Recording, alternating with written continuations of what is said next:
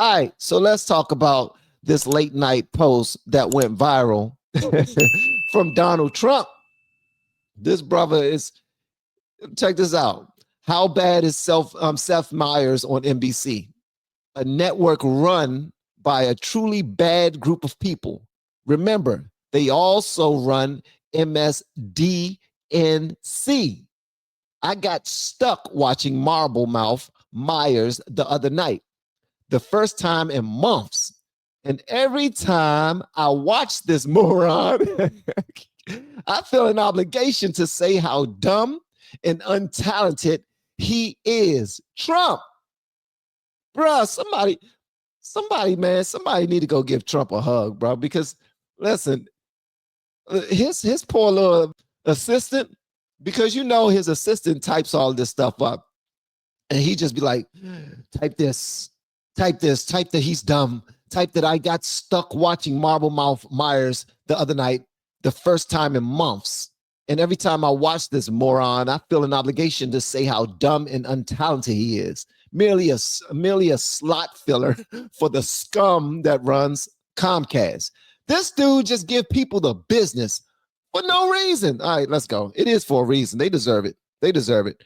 These guys should be paying a lot of money for the right to give these in-kind contributions to the radical left Democrat Party.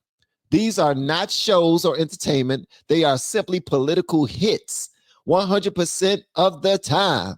To me and the Republican Party, Comcast should pay a big price for this. Well, he is a businessman. And when he see things sideways, bro, he goes in. And I'm appreciative of it. We have been teaching people how to grow online. It's been absolutely amazing. We have 3 people who have been able to reach monetization in less than 30 days. Growing YouTube channels, some from 0 people. We have one guy who had 2 subscribers before he started working with me. He started helping him. His views went up 4.8 million%. We're super excited. If anybody ever want to grow on YouTube, you reach out to me with the word coach. And I say to Trump, don't stop tweeting, because that's something that they don't stop putting your ideas out there. If you are upset with something, say it. Say it. Say it with your chest. Period. All right? Say it with your chest. And the thing I like about Trump is that he don't mind taking the heat for it. He's like, yeah, I said it. My name is all over this. It's not third party. I said it. What you gonna do about it? Huh? What you gonna do about it? And the funny thing is, he's not only speaking for himself.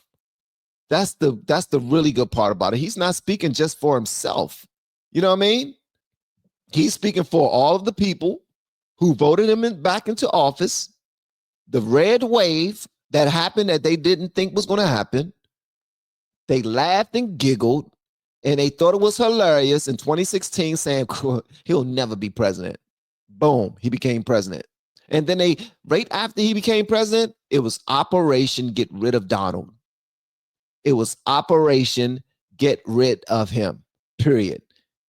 I don't know how this happened. We're pissed off it happened. We thought we had a better read on this country. We did not. We got to get rid of him, make sure that he never comes back. He knows too much now. We let an outsider into our playhouse, into our clubhouse. He don't care for us as much as we care for the game that we're playing. Not for the people, but he don't care for those politicians that just want to play games and play with the lives of the American people. And when he came in there with the mindset that he was going to drain the swamp, that he was about to clean up DC, they was pissed, and they still are. And now you have Barack Obama that's seeming to be all chummy with them. We're also going to play that video because I thought that was absolutely hilarious. Donald Trump actually posted it on his X channel. I thought that was hilarious. We already had a good time with the Kamala thinking that Barack was talking to her. And then when she turned around to see if he was talking to her, she realized that he was talking to Orange Man Bad, and she got an attitude. But before she can catch her attitude too much and turn back around, she caught a glimpse of Melania looking at her, threatening her with her eyes, like, if you don't turn your ass around, I'm gonna whoop your up. You know how it went.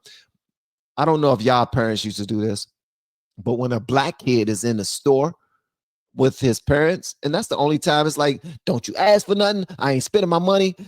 Don't get it twisted.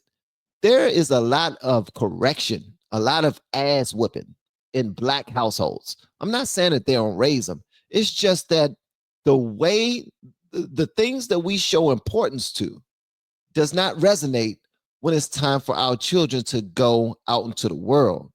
We just go out, we send our kids out into the world angry and bitter and not really ready to attack the day and be great, but to look for the first opportunity to take all of that anger and put it on somebody else's kids with the hands or with our little nasty mouth, always wanting to yell and cuss and fight.